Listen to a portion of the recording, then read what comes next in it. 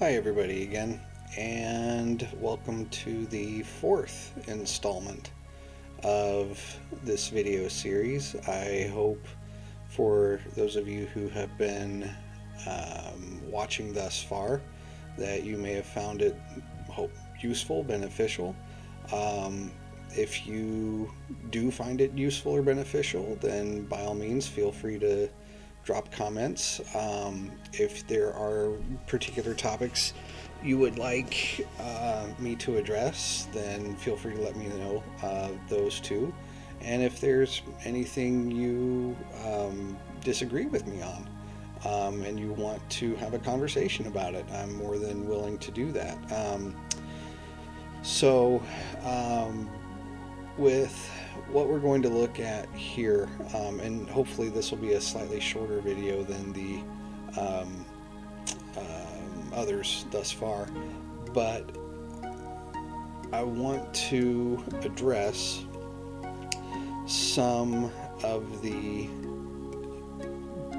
topics that Hovind will make in his next argument.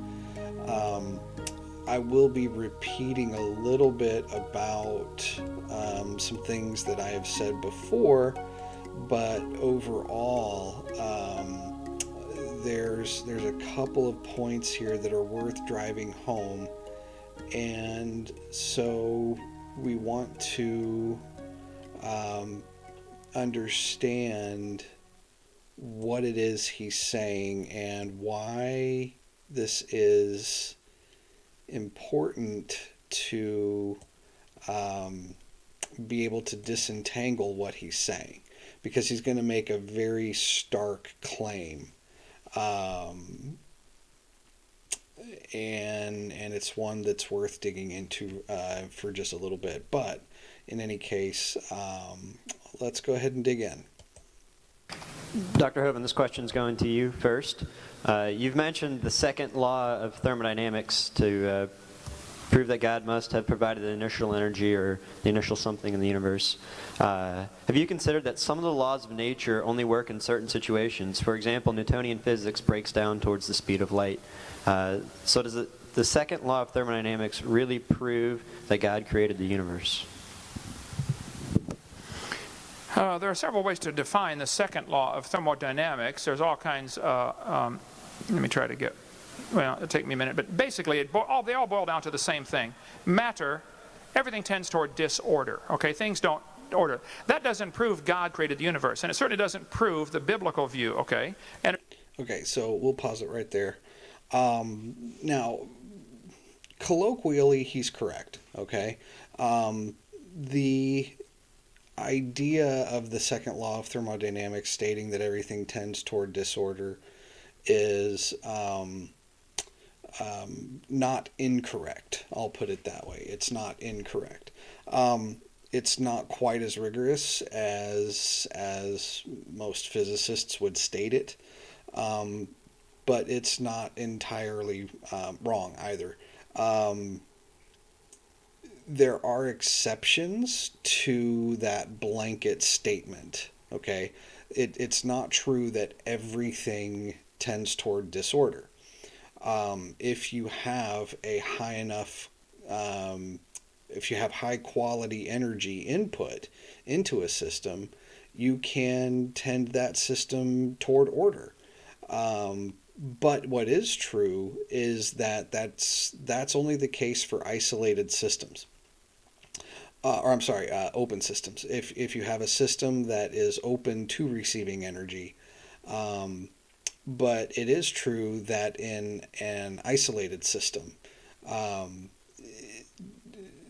the system, what the second law of thermodynamics is really saying, okay, is from a Newtonian physics standpoint, okay.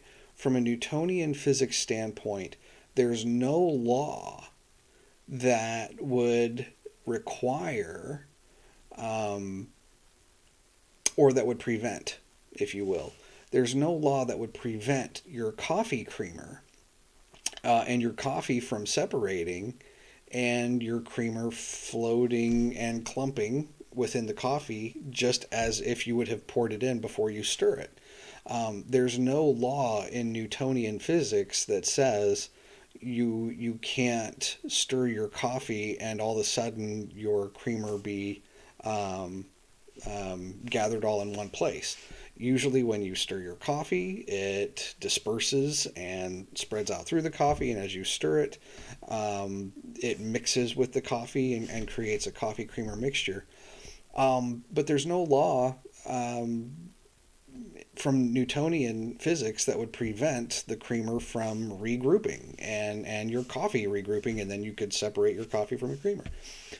The second law of thermodynamics is the thing that says that is entirely improbable.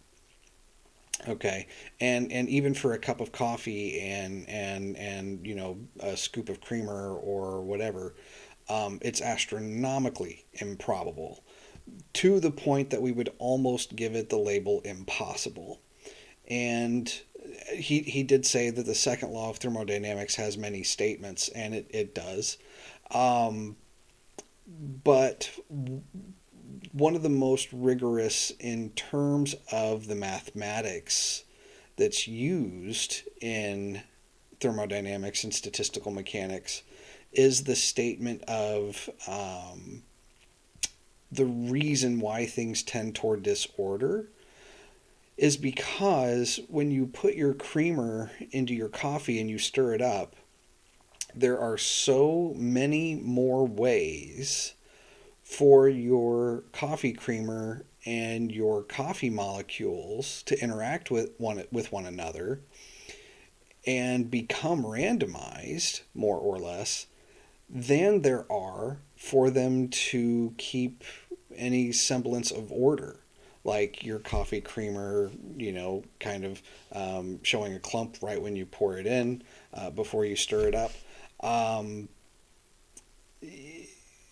There's just so many more ways for the system to express a randomized, or what appears to be randomized nature, what we would call, I'm going to use a technical term here, but this is what we call microstates and macrostates. Okay, so the macrostate is the thing that you observe. And one way to think of a macrostate is think of rolling dice, right? And you're playing Yahtzee. And suppose you roll a full house, okay? And could be, you know, 2 5s and 3 2s. It doesn't matter, right? So suppose you rolled 2 5s and 3 2s. So that would be your macrostate. That would be your macrostate. And the microstates are the number of unique ways that you could roll a dice or a set of dice and have them reach that combination of 2 5s and 3 2s. And you could have a 2 2 5 5 5. You could roll them in that order, or you could roll a 2 5 2 5 2, or 2 2 2 5 5, or 5 2 2 2 5. There's a myriad of different ways that you can roll that combination, and each one of those unique combinations would be a microstate. And this is why rolling a Yahtzee is so unique, because when you have 5 dice, the total number of microstates is 6 to the 5th power? And I don't know what that is off the top of my head. But 6 to the 5th power, which is going to be millions, hundreds of thousands, if not millions. No, it won't be in the millions. It would be in the hundreds of thousands. It would be in the hundreds of thousands. So you have hundreds of thousands of different combinations for the way your dice can roll, and only 5 of those are, only 6 of those would be a Yahtzee. And so it's a very unique, what we would call an ordered combination compared to randomly rolling a 2, a 5, a 6, another 6, a 3, and a 4. And so the same principle holds with your coffee creamer. The number of ways that your coffee creamer and your coffee can appear uniformly randomized is so astronomical that it's just so much more likely that your system of coffee and coffee creamer is going to appear in that randomized state that we essentially say it's nearly impossible to unstir your coffee creamer, for example. But that's why, that process is exactly why systems tend toward disorder, because systems tend to seek the macro state that has the largest number of microstates. And what we would call randomness in most thermodynamic cases are the states that have the most possibilities. If I have, a canister of gas, and even a canister of gas like this, if I have a canister of gas thermos this tall, and I put 1 mole of oxygen and nitrogen in that canister, 1 mole is 6 times 10 to the 23rd atoms. That's a whole lot more than 5 dice. And so the chances that I open up that canister, and let's suppose that the mole is made up of half nitrogen and half oxygen, so there's 3 times 10 to the 23rd molecules of O2 and 3 times 10 to the 23rd molecules of N2 in that canister. The chances, if I screw the lid of the canister on, shake the thermos around, let the molecules interact, the chances that I open up that thermos and look inside and I would measure all of the oxygen to be on one side of the canister and all of the nitrogen to be on the other side of the canister, by themselves, that's ludicrous. The chances that that would happen are just so astronomically small, given the fact that there are so many more ways to arrange the gas molecules such that they're more or less evenly mixed. But the number of individual ways that can happen is so astronomical, because if you think of all of the oxygen and nitrogen mixing in together, an exact snapshot of that system would be a microstate. But then suppose I just plucked 1 nitrogen molecule from the bottom and put it at the top, with the top of the gas. That's another microstate. And when you think about doing that process and just kind of, randomly rearranging all 6 times 10 to the 23rd molecules, you would never, in human time, run out of different combinations of randomness. But there would only be a few combinations of what we would call orderness, if you were able to separate half the gas on one side and half the gas on the other. But without putting any energy into the system, once you dump the gas in, without putting any energy into the system, you would almost never, in the course of the history of the universe, assuming we accept the universe is 14 billion years old, you just wouldn't see it. You could even take every human being who's ever lived and have each of them do the exact same experiment for the entire history of the universe. Do an experiment per minute, per person in the entire history of the world. And you will never, statistically, you shouldn't see a combination of ordered gases. So things tend toward disorder simply because the number of states that are available to a system that maximizes what we call the entropy the maximum entropy is the attainment of those states in the most what we would call randomized systems. And randomness to us in this sense is what Hovind is talking about as disordered, and that's fair. I'm explaining this to give it a little bit more rigorous context, but I will concede that he's not entirely wrong in this particular interpretation. But what he's about to say is a little bit bizarre. One more thing to kind of drive that point home that I was just making, and then we'll move on. Anytime you shuffle a deck of cards, okay, if the universe is 14 billion years old, and there's about 3.15 times 10 to the 7 seconds per year, and if you calculate the total number of seconds per year, okay, a deck of cards has 52 cards. That means there are 52 factorial ways to arrange those deck of cards. Anytime you shuffle a deck of cards, take your calculator out and calculate 52 factorial, right? It's just an obscenely huge number, and it's by far, it's orders of magnitude larger than the number of seconds in the entire history of the universe. So what this means is, anytime you shuffle a deck of cards, there's a better than good chance that that particular arrangement has never been seen before. And that's only when you're talking about 52 objects. That's not taking into account 6 times 10 to the 23 objects, okay?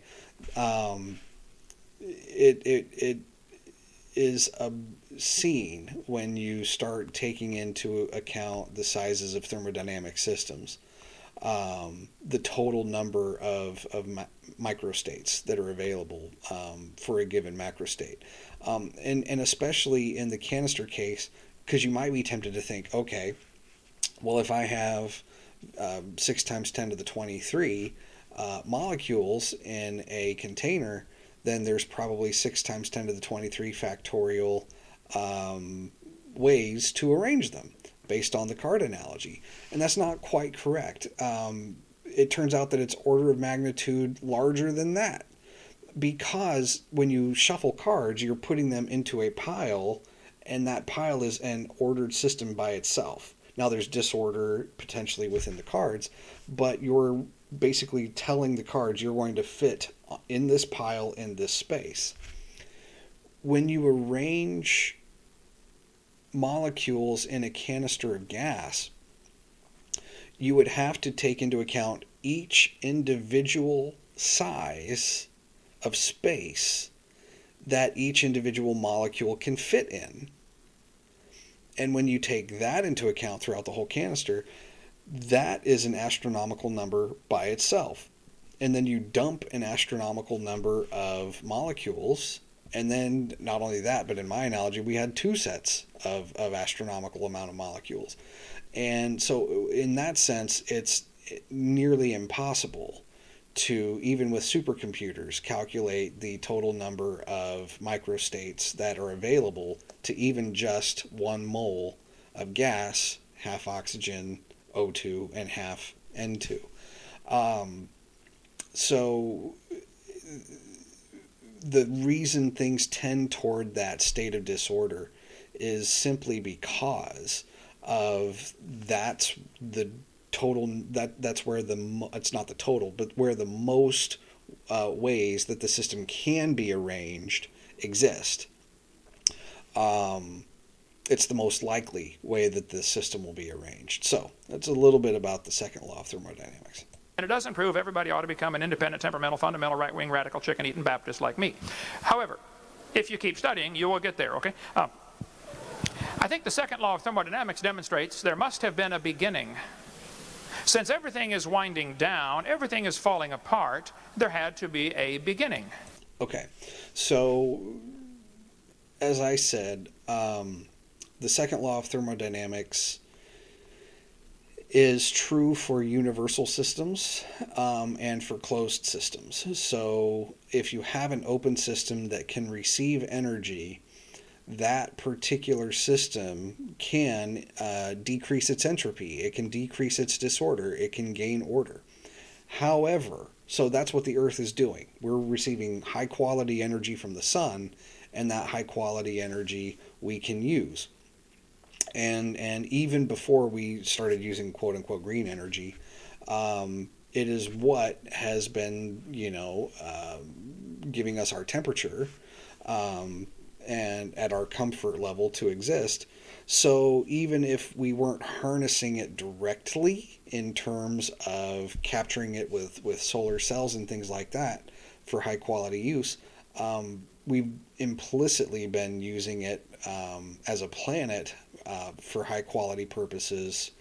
Even if you don't take the high quality energy being input as where the high quality energy came from to allow evolution to exist in the first place, even if you discount that, the planet itself has been the recipient of that high quality energy and has been able to use it to bring some order to the planet, more so than some of the other planets have had. But some of the same processes also happen on the other planets.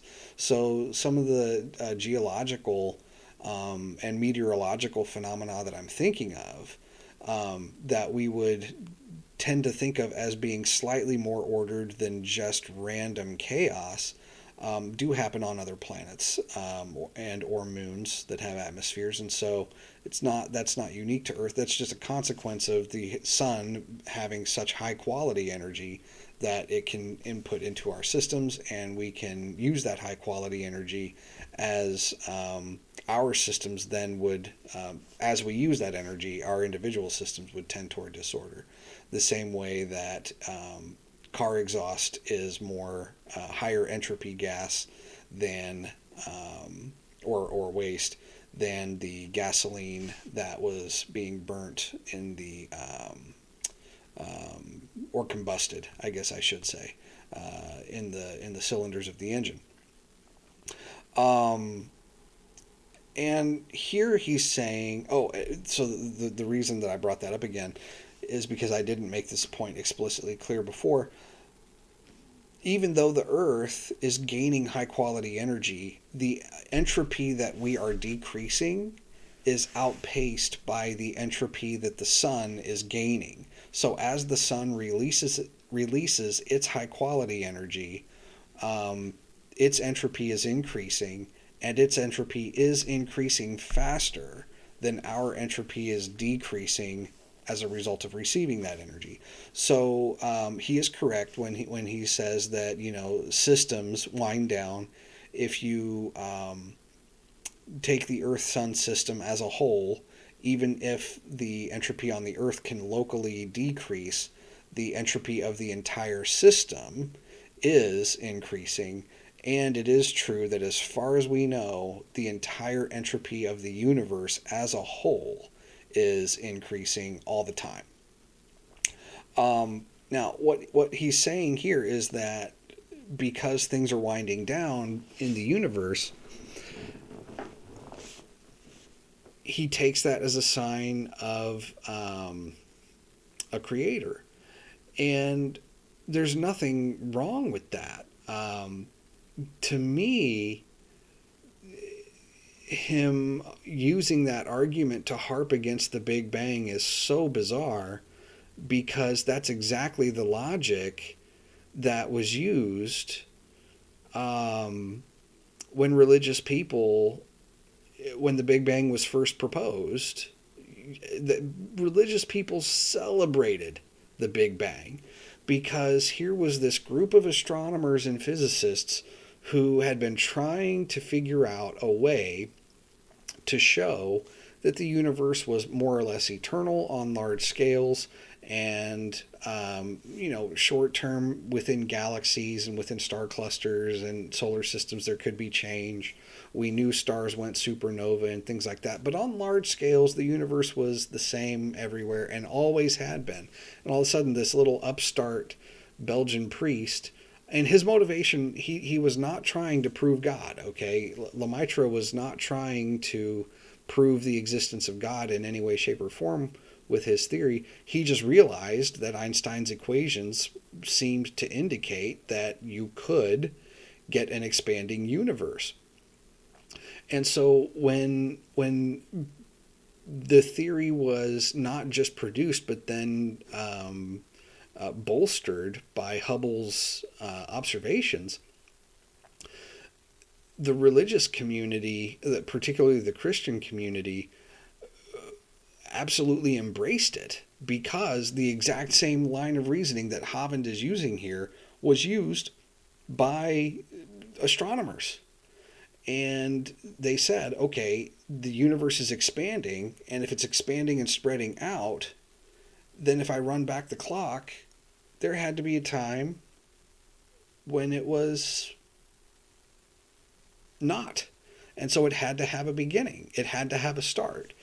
So the exact same line of reasoning that astronomers used to justify the universe had a beginning is exactly the same line of reasoning that Hovind's using here with the second law of thermodynamics.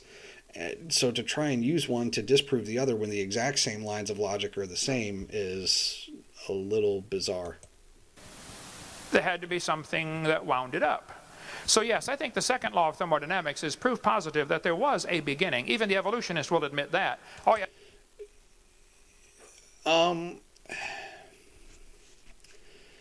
This right here proves that Hovind is more interested in theology than science, no matter what he says. Evolutionists, he's using it somewhat pejoratively here, but not succinctly. And strictly speaking, evolution is a biological theory. When you say in a science class,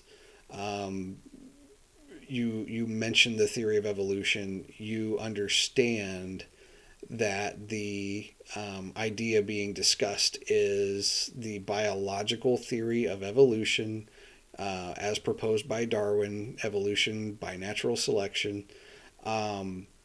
And that's not an astronomical theory. Now, the second law of thermodynamics does have something to say about evolution, but it really belongs in the realm of astrophysics and cosmology, more so than biology. So he's kind of like mixing fields very colloquially here, very casually. And on one hand, if this were a casual conversation, there really wouldn't be anything wrong with that. But this is supposed to be a scientific debate. So why he's doing that's a little bit bizarre.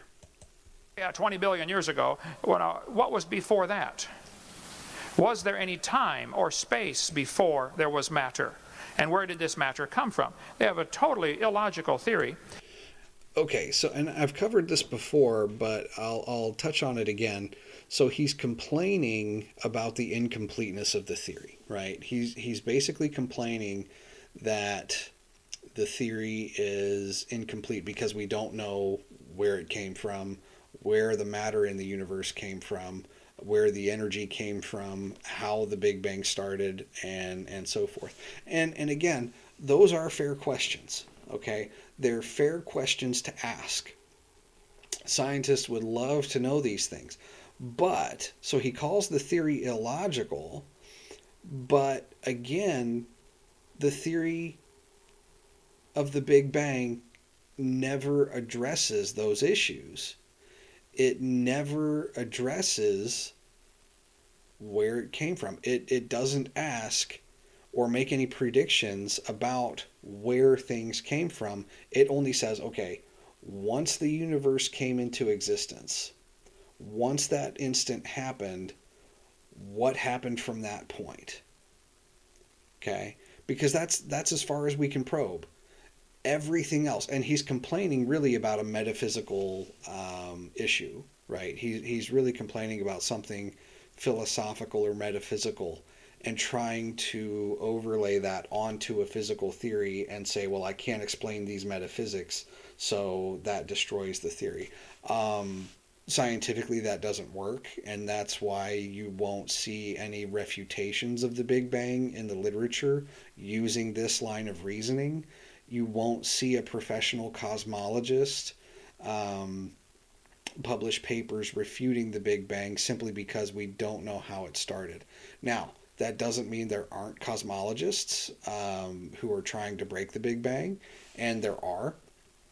And usually the folks who are in the game of trying to develop new models to overturn our current ones are usually doing it out of one or two motives scientifically, and either of these are fine, and sometimes it's a combination of both. But number one, if you can do it, then you'll become famous within scientific circles, even worldwide fame, household name. You would go down with Einstein, Darwin, and Newton as, you know, in the pinnacle of sciences. And there are people, some people are driven by that, you know, desire for that kind of fame. So they're trying to break the Big Bang, not because they dislike the Big Bang, but because they're hoping to be the one to have their name in the books.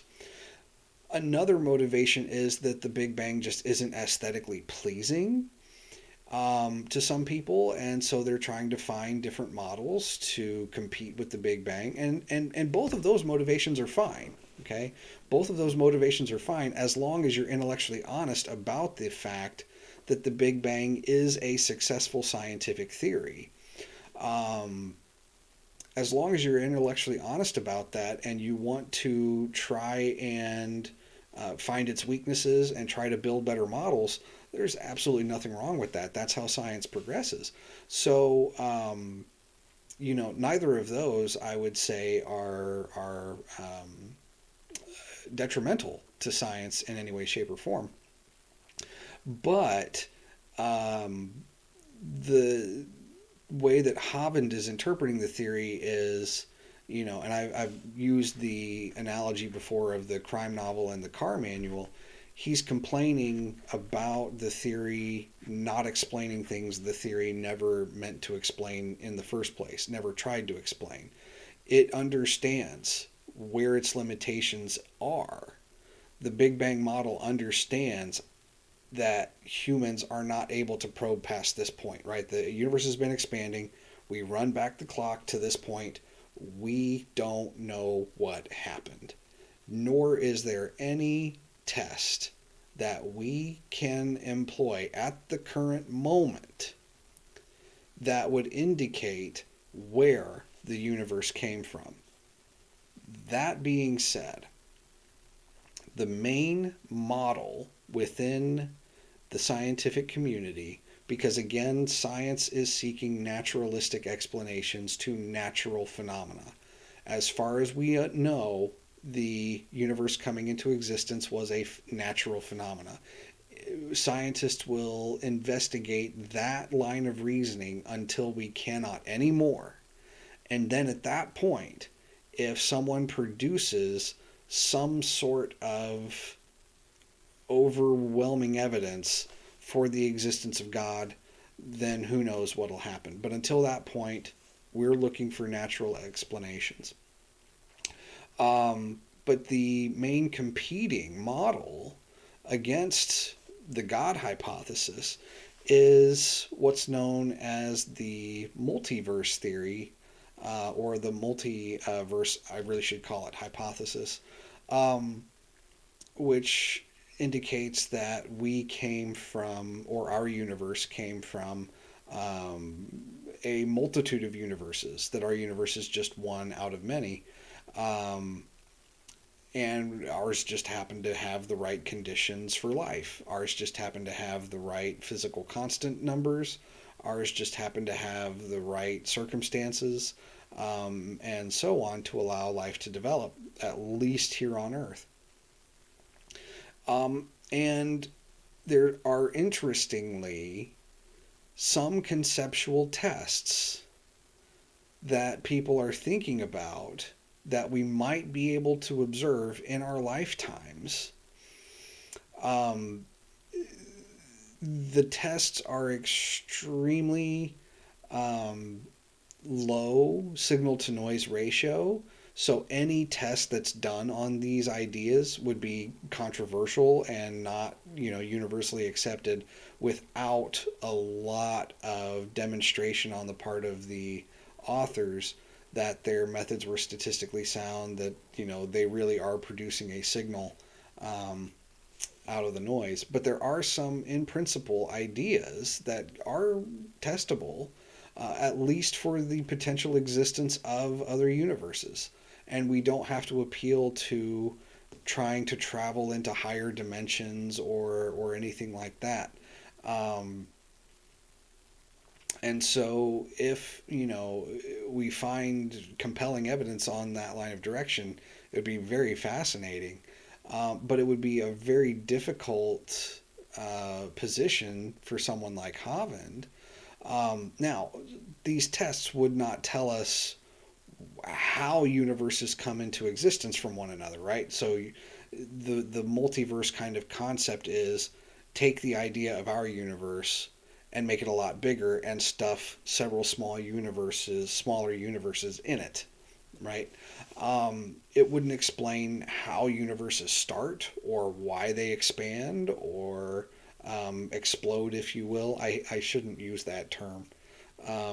But why they would start expanding, and it wouldn't explain where the energy came from in any, one given instance. But if we find any compelling evidence that they're there, that would be huge, right? We can speculate about singularities. We can speculate about, black holes birthing new universes and all those types of things.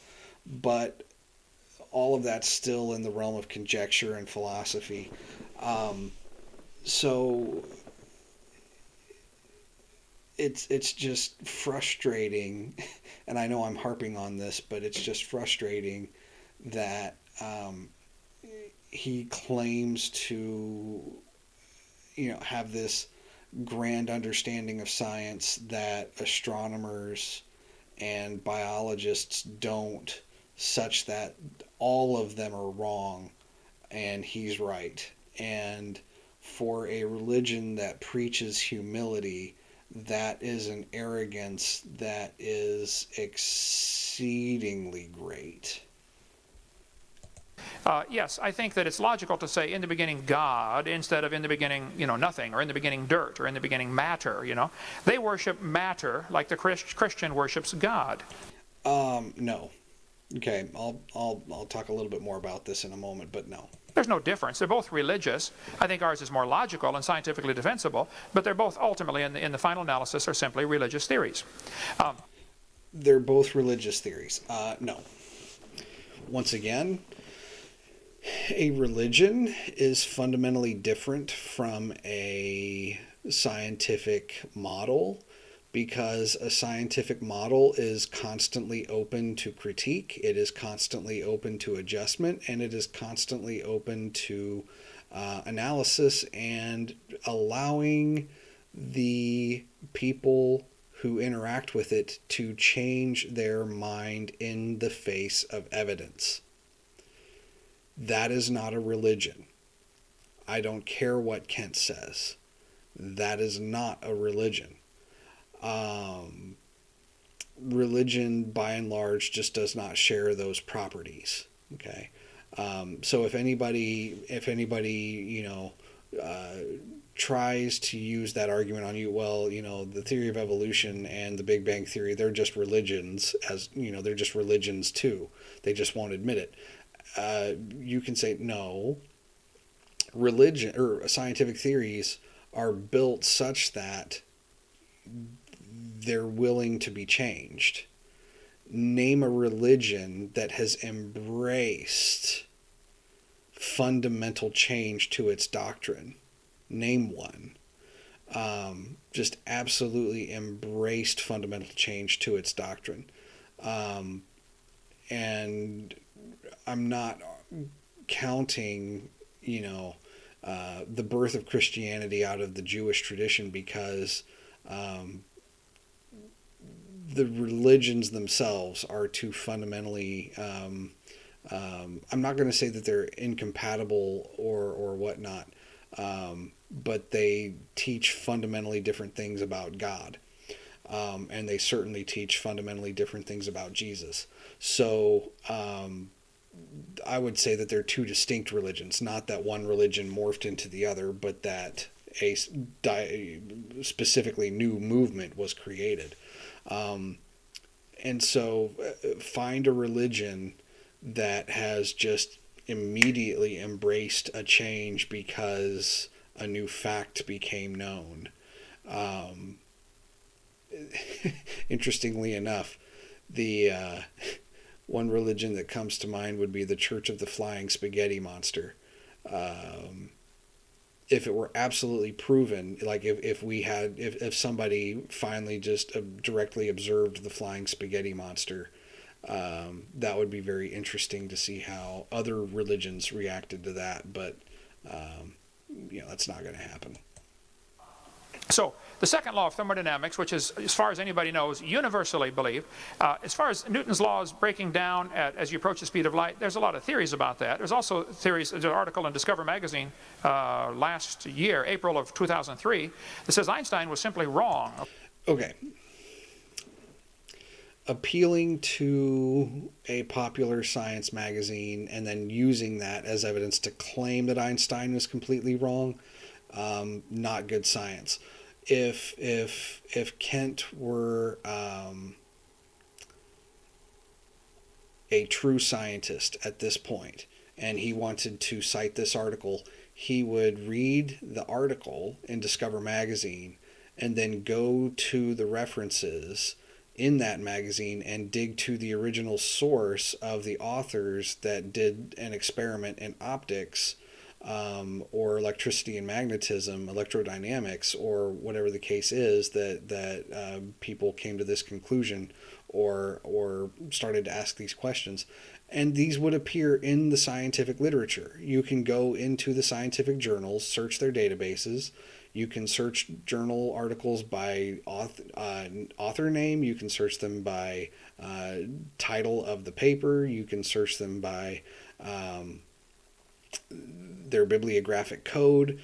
You can find these things. And so, for him to say conclusively, I'll play that once again, right? Because this is a stunning statement.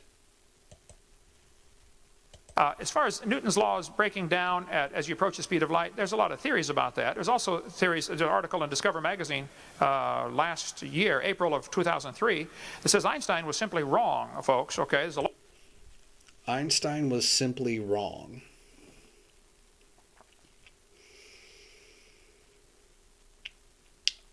I haven't read this particular article. I would love to get my hands on it, so I'll try and see if I can read it, and I'll actually post an analysis and see if that's actually what the author of this article claims.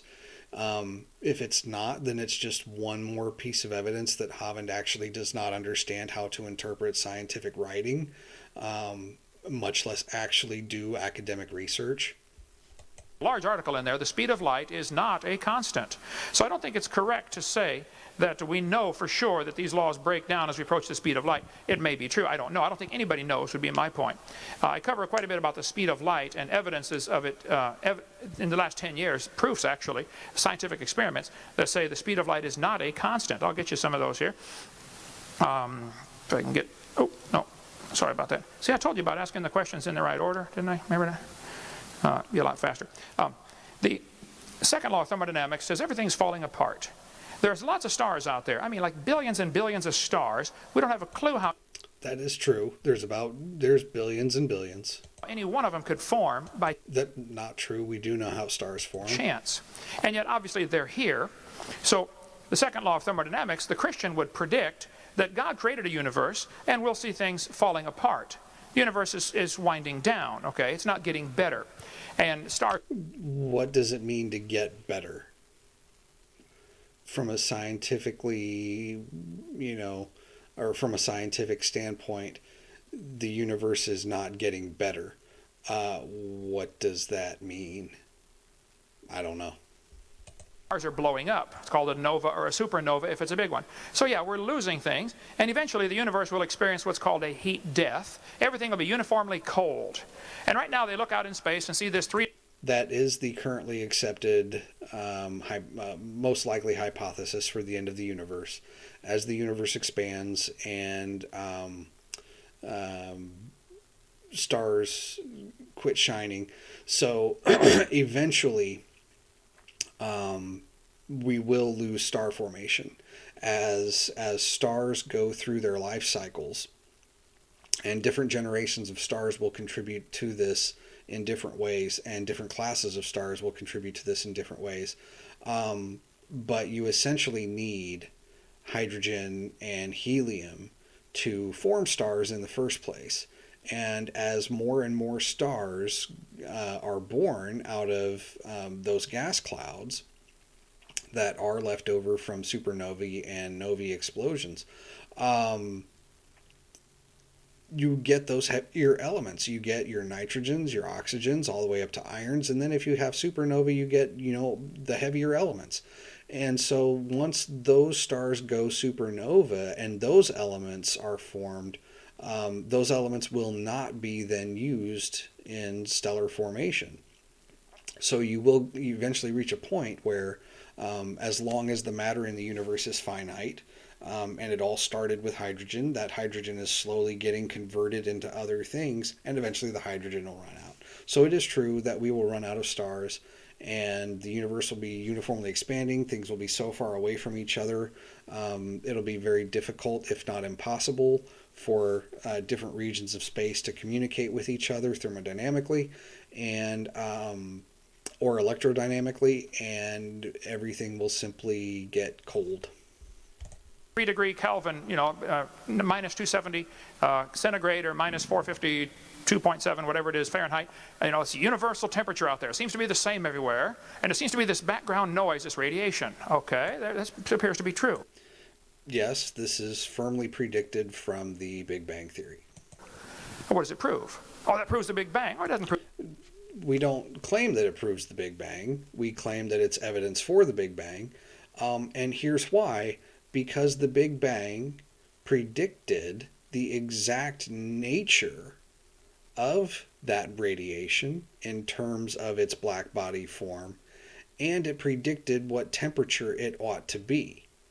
So when you have two of those predictions and they're observed to a very high degree of accuracy and a very high degree of precision, and those measurements agree with what your prediction says, then you have to take that as evidence for the model that proposed it. So this is one of the most striking things he'll say in the entire debate right here. Prove the Big Bang? He claims this doesn't prove the Big Bang, and he says it very disparagingly, but does not say anything about why. Why doesn't this prove the Big Bang? Why doesn't this give us confidence in the Big Bang model? Why doesn't this give us some evidence for what we have taken to be the expanding universe? Why doesn't it count, right? He just makes the claim and throws it out there. And this is the epitome to me of how this entire debate goes. This is the epitome to me where he just throws out facts and tries to disparage ideas without backing up his claims. But it doesn't prove the Big Bang at all. Nobody's for sure what's causing that. We are seeing stars appear to be drifting away, like the red shift, okay? There's not much question there's a red shift. The assumption is that maybe it's caused by the Doppler effect, but actually nobody knows what's causing the red shift. Even if it's true that it is stars drifting away or moving away, that would still beg the question of where did the energy come from to propel this thing? Where did the star itself come from? And I don't think we can prove positively that the red shift is proof of either great distances or that the universe is, that stars are moving away. Okay, he doesn't think. What's the reasoning? Show me the math. Show me why you disagree with this mathematically. Show me why you disagree that observing galaxies to have redshifts that correlate with their standard candle distances. Tell me why our standard candle distances are flawed. Tell me why our parallax measurements of our closest star neighbors are inaccurate. And then tell me why our measurements of distances using Cepheid variables are inaccurate. And tell me why our distance measurements using type 1a supernovae are inaccurate. To just simply say, oh, I don't think that this proves anything or that this doesn't show anything, without backing it up is as unscientific as it gets. And this is why I wanted to focus on this debate before we got into some of the debates with Ken Ham and things like that, some of the other popular creationists, because this is so antithetical to the process of science, and it is in such bad faith that I can only conclude that he is actually doing this not from a place of genuinely wanting to share Jesus with people, but he's actively deceiving people. And that is my claim, that Kent Hovind is actively trying to deceive people. I don't know why. I don't know what his motivation is for doing that.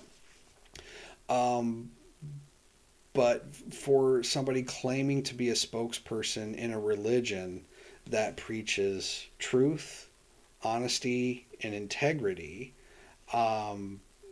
Kent's not playing by those rules within the scientific realm, and he knows it. He's had this pointed out to him by other people. I'm certainly not the person who's addressed these issues, and yet he keeps in this farcical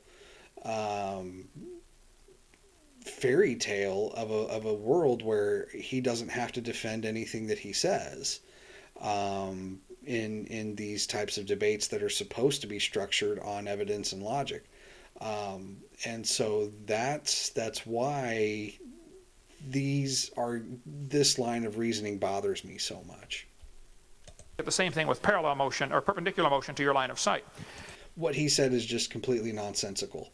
I'll play the whole thing so you can hear what he says, but he says it so fast that it sounds like he's onto something, but it just doesn't make any sense. Like the red shift, okay? There's not much question there's a red shift. The assumption is that maybe it's caused by the Doppler effect, but actually nobody knows what's causing the red shift. Even if it's true that it is stars drifting away or moving away, that would still beg the question of where did the energy come from to propel this thing? Where did the star itself come from? And I don't think we can prove positively that the red shift is proof of either great distances or that the universe is, that stars are moving away. They get the same thing with parallel motion or perpendicular motion to your line of sight. I don't even know what that means. He says the Doppler shift doesn't necessarily imply things are moving away or that they're at great distances. Let me, because I want to get this right, so I apologize. But let's see exactly. It would still beg the question of where did the energy come from to propel this thing? Where did the star itself come from? And I don't think we can prove positively that the red shift is proof of either great distances or that the universe is, that stars are moving away. They get the same thing with parallel motion or... You get the same thing with parallel motion. No, you don't. Okay? When we do... The Doppler effect is used in pretty much every branch of astronomy. If you're a planetary astronomer, if you're a stellar astronomer, if you're a galaxy astronomer, or if you're a cosmologist. Those are the four broad branches of astronomy. It doesn't matter which field you're in. You use the Doppler effect, and you use it a lot, and it's very difficult to do. And we know how to, it's not always apparent how to do this in any given situation, but we know we have to do this in every situation. So let's say you've got something moving randomly through space, and it's moving at a diagonal, so part of its motion is moving away from you, and part of its motion is moving perpendicular to you. The Doppler effect is only going to tell you about the motion this way. Okay, the Doppler effect only gives you the motion that is toward you or away from you. Okay, redshifted is when we see spectral lines, spectral signatures, shifted toward the red end of the spectrum, other than what they would be in the lab, in a stationary lab, and that's when things are moving away from you. If for you, I should be moving away from you. And then the blue shift is when things are moving toward you. We don't see any spectral shifts for situations where objects are moving horizontally to our line of sight, perpendicular to our line of sight. And in my own particular field of binary star research, we see this all the time. We can actually map stars' motion as they're moving around each other, because each star at any given instant may be moving toward us or away from us when they're in this part of their orbit. And we see the red and the blue shifts very pronounced in the data at those points, and then we don't see it when they're moving like this, when they're moving across each other. We don't see appreciable red and blue shifts at those points. So what he just said with this whole perpendicular motion thing, he's talking out of complete ignorance at this point. Or perpendicular motion to your line of sight. This guy said there was an early sign that redshifts indicate distance of galaxies. For quasars, however, the diagram shows a wide scatter in apparent brightness at every redshift. In fact, there is little correlation of brightness to redshift at all. Either quasars come in an extremely wide range of intrinsic luminosities, as most people believe, or their redshifts do not indicate distance. Okay. This is actually the slide that I wanted to get to, and I'm sorry that it took almost an hour to get here. He's talking about the scatter in the Hubble plots when people try to plot quasars. Okay, and Burbage, okay, the author of this particular article. Now, again, okay, Sky and Telescope is a very reputable resource for amateur astronomers, lay science people, and a lot of scientists have subscriptions to these magazines and so forth, but their articles are not written in a scientifically technical way, right? And what I mean by that is there's going to be a very big difference between the way an article in Sky and Telescope or Astronomy Magazine or Discover Magazine or National Geographic Magazine is presented versus a scientific journal. Okay, let's start right there. So the fact that he's citing things like Discover Magazine and Sky and Telescope and not the Astrophysical Journal, the monthly notices of the Royal Astronomical Society, Astronomy and Astrophysics, the Journal of the Pacific,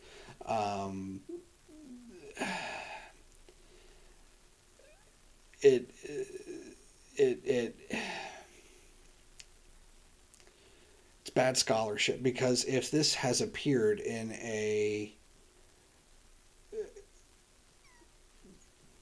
popular magazine, then, especially given who Burbage was, he should have been able to go straight to a genuine research paper and talk about what Burbage had to say in that research paper.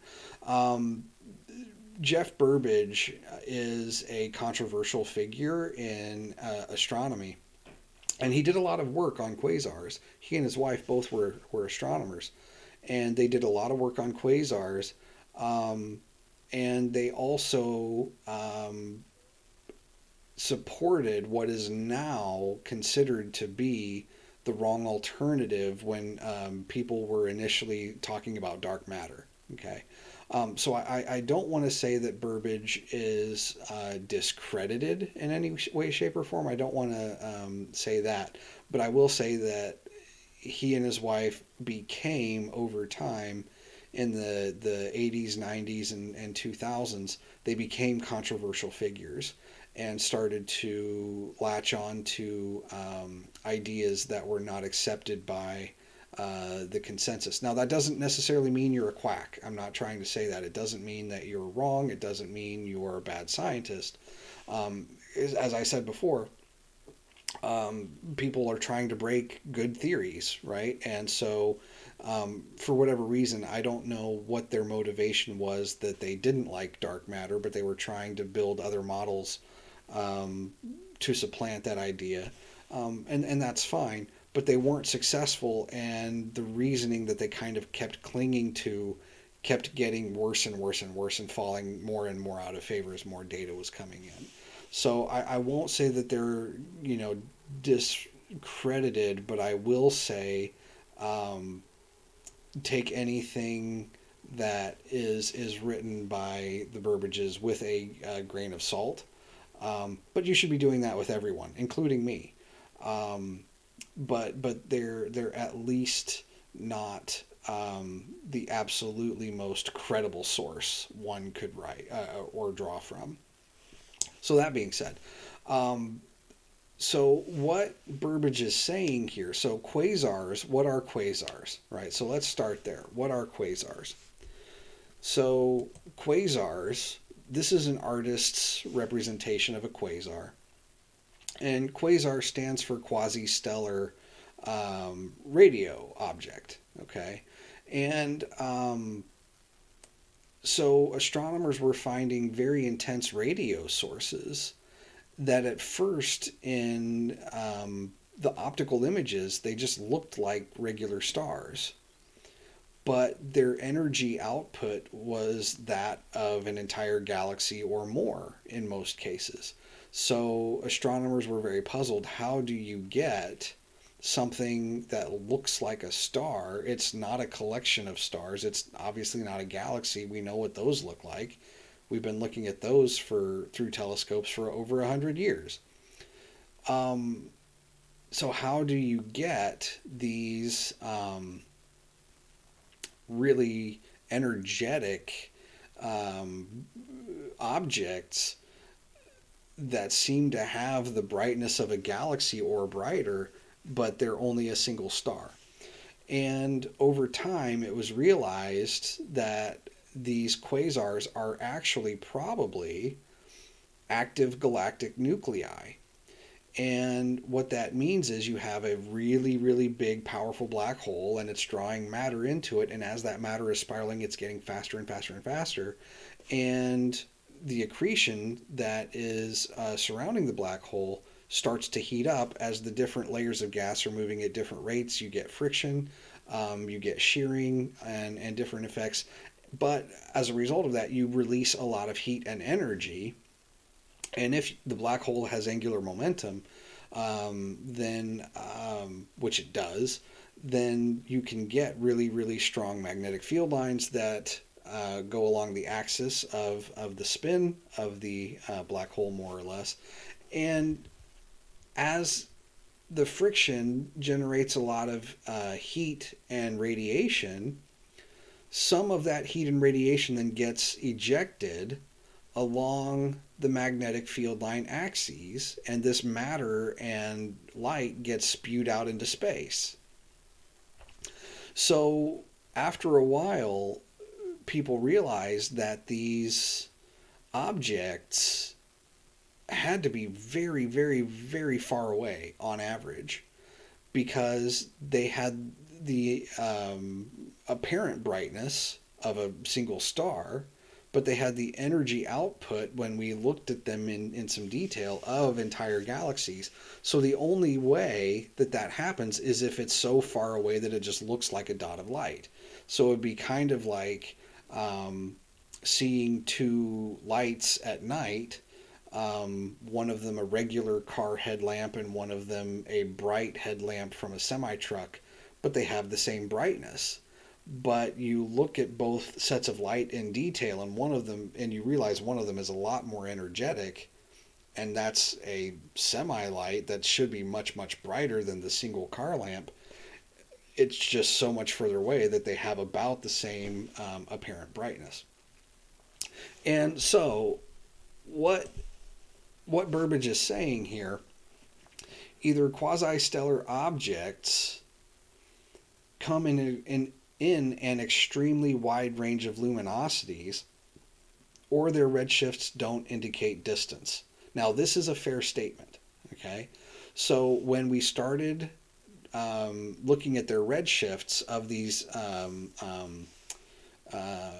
quasars, when we started looking at their redshifts, it seemed like we could correlate their redshifts if we could place distances for them using other methods, but this is really, really difficult to do, especially at the time that this was being done.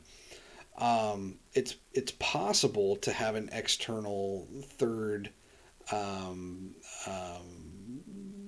of check mechanism, but it's by chance. You can't guarantee that any given quasar that you look at is going to have a type 1a supernova in it at a given time. So you play the statistics game and try to look at deep space and try to find a given type 1a supernova that has occurred, and then correlate that with the distance of that galaxy.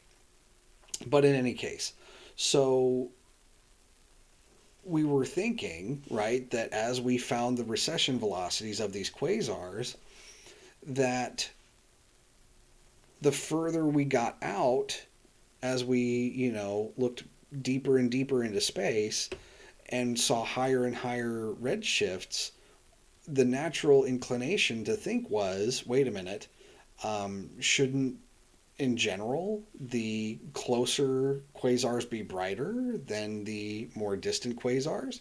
If these are if these are objects that have a lot of energy, then they should be very luminous, and if they're very luminous, then the closer ones should be a lot brighter and the further ones should be a lot dimmer. And that's not what we found. So what Burbage is saying here is we have an extremely wide range of luminosities over the redshift. So when you say, our redshifts are getting bigger and bigger and bigger, you would expect them to get dimmer and dimmer and dimmer because they would be getting further away. So either our entire model is wrong and the redshifts don't indicate distance, or there's something else happening, and potentially that thing is that the luminosities aren't necessarily correlating with difference, or with distance, rather. And what Ken is saying is that this must be correct simply because somebody said it in a magazine. And that's not a valid conclusion. So let's see exactly how he says this Simply again. that the redshift is proof of either great distances or that the universe that stars are moving away. They get the same thing with parallel motion or perpendicular motion to your line of sight. This guy said there was an early sign that redshifts indicate distance of galaxies. For quasars, however, the diagram shows a wide scatter in apparent brightness at every redshift. In fact, there is little correlation of brightness to redshift at all. Either quasars come in an extremely wide range of intrinsic luminosities, as most people believe, or their redshifts do not indicate distance. So, Sky and Telescope magazine 10 years ago. Thus, okay, so he doesn't even give credence to the statement, as most people believe. He doesn't explain why most people believe that. I haven't read the article, so I don't know if Burbage goes into any detail with those things. But he just kind of glosses over and focuses on the other option that Burbage presents, which is, or this is the case. And scientifically, that's a very valid statement. Scientifically, that is how you would want to state that. You say, okay, either there's something that we don't know about our current model, but we're not going to throw our current model away. because it could be that it's correct, but we just need to adjust something, or our model is wrong. Okay, and that's a completely fair statement. It is not okay scientifically to then harp on that statement and say, oh, a scientist said this, therefore this is what I'm going to believe because it fits what I want to believe. That's not how science works. Here's what's really going on, okay? So either quasi-stellar objects, quasars, come in an extremely wide range of intrinsic luminosities, or their redshifts do not indicate distance. Why might these come in a wide range of luminosities? The reason, at least in part, that perhaps, and this is what a lot of people are arguing for right now, if this artist's conception is correct, then this provides an exact reason why we might see a differing range in luminosities for given redshifts. This is an entirely orientation line of sight kind of thing. If I see mostly the dusty disk of the galaxy, and I don't really see much of the light coming from the jets or the energetic light coming from the accretion disk because it's all blocked out by the disk here, if I'm looking at this edge on, then that's going to have a very different luminosity than if the magnetic field is pointed more or less toward Earth and I see the face of the galaxy head on or face on. And in fact, those orders of magnitude in differences of luminosities are going to be on the order of hundreds of billions. Okay, so when you have differences in luminosities for for the same object, one orientation you see it 100 billion times dimmer than when it's in a different orientation.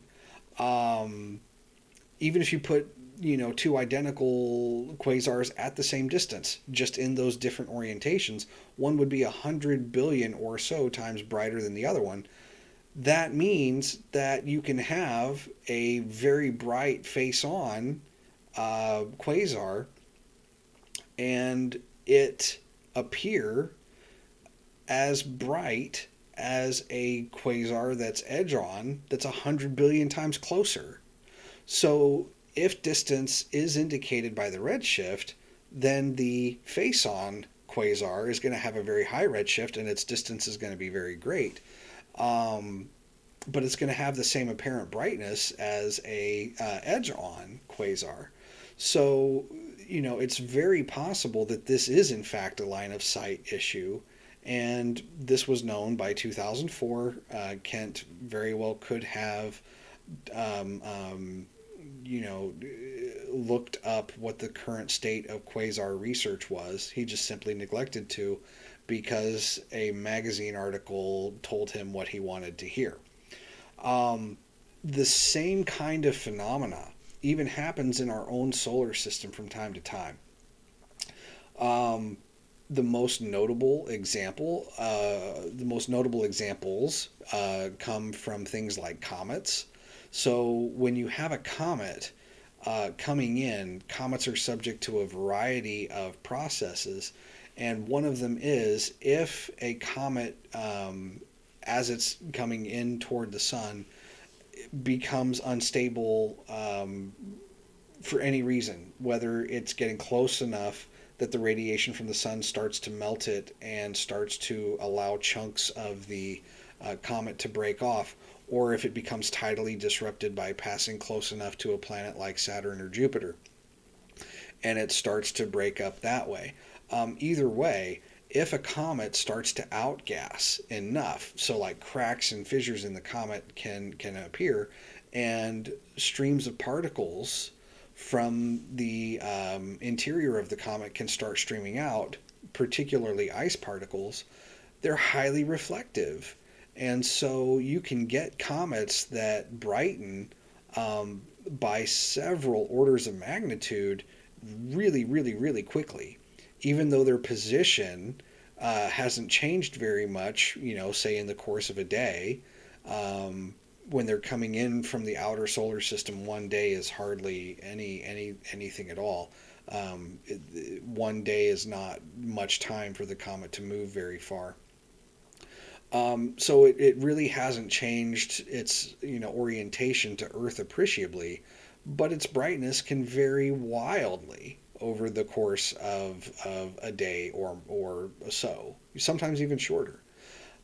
We also recently had a visitor, what we've determined to be a visitor. Now, this is also an artist's representation, but a visitor from a distant solar system. We aren't 100% sure, at least the last time I looked into it, they weren't. Maybe we know a bit more about its exact origins now.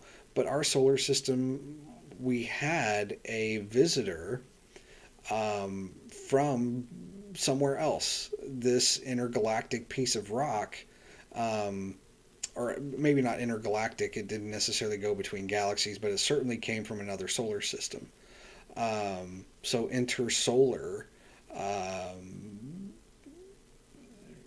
wanderer meandered into our solar system, and it was such on a weird orbit, and it was traveling so fast that we didn't know what it was at first, and it took a while to determine that it was in fact on a really wonky orbit compared to any objects that are intrinsic to the solar system. It came in at a very steep angle, and it was moving way too fast to be anything that was intrinsic to the solar system. But the thing I'm bringing up here is this. When we measured its brightness over time, now this object was nicknamed Oumuamua, right, which was named in Hawaiian, and I forget, I believe it is either translated as guest or wanderer. I could be wrong, but I think it means one of those two things. But the point here is that even this piece of rock, its brightness varied over time very quickly. And this befuddled astronomers because not only, when comets do this, once we identify it as a comet, it's pretty obvious that there's only a couple of different processes that can happen for a comet's brightness to change over time. But asteroids generally don't change their brightness over time to the extreme levels that Oumuamua was. Their shapes are generally not the same shape as Oumuamua. And this is actually what brought us to the conclusion that it probably was something like a disk shape. And so what we determined is happening is that it is tumbling about a few different axes, but when it's face on, it is much brighter than when it's edge on. And so, again, this object over the course of even a couple of months was still relatively the same distance from Earth that it was at the start of our, observations of it when we first noticed it versus a few months later. And yet its brightness had varied over a wide range of values. And so to simply say that intrinsic luminosity has to correlate with something like distance is just simply not true. There's an array of reasons, mostly line of sight and geometry, why that may not be the case. And to ignore that and simply cherry pick what you want to conclude because it happens to agree with your theology that you're touting as a science view is baffling. Either quasars come in an extremely wide range of intrinsic luminosities, as most people believe, or their redshifts do not indicate distance. Sky and Telescope magazine 10 years ago. Thus, for us, the only conclusion can be drawn is that at least some quasars are relatively nearby, and a large fraction of their redshift is due to something other than expansion of the universe. Okay, so here's where I would actually disagree with Burbage. He says, thus for us, the only conclusion, us being him and his wife and a few folks that were working with him. Adelaide Hewitt was not his wife. His wife was Margaret Burbage. I'm not familiar with Adelaide Hewitt's work. I don't know where she became involved in this line of research, but I would urge, this statement is not the statement of scientific rigor. It's one thing to say we argue for this particular conclusion, but to say the only conclusion when in fact there are other plausible reasons why the other method or idea may be correct, you're discounting those based on your philosophical preference, and that is not scientific. Some people think redshift is for the Doppler effect from stars leaving. Maybe so. If it is, that's still an example of the second law. We see things get old, they die. So this is a particularly bizarre statement. We don't typically argue that the redshift is evidence of the second law, or that the second law implies that there should be a redshift or that there shouldn't be a redshift. All we say with the second law is that over the entire course of the universe, and the second law would hold whether the universe was expanding or not. The second law does not imply that the universe has to be expanding. All the second law says is that the amount of high quality energy in the universe is decreasing over time. That's all the second law is really saying. So there will eventually reach a point without the intervention of some outside influence that we don't know of yet, whether it's God or whether it's a universe that interacts with ours in the multiverse, or a hole in space-time gets ripped by a black hole in another universe and dumps energy into ours. I don't know. Some outside influence. It wouldn't matter if the universe was expanding or not. It wouldn't matter if the universe was contracting or not. All that would matter is that over time, the amount of high quality energy in the universe is diminishing. And that would be true whether the redshift, the galactic cosmic redshift, was occurring or not. They fall apart, and if their philosophy of life is you're only here to pass on your genes, that's the only reason you exist, eat, drink, and be merry, tomorrow we die, that's a pretty pessimistic worldview. I think there's a much better view than that. You were created in God's image with a purpose. And see, here's what's baffling to me. Nowhere is what he just said. You were created in God's image.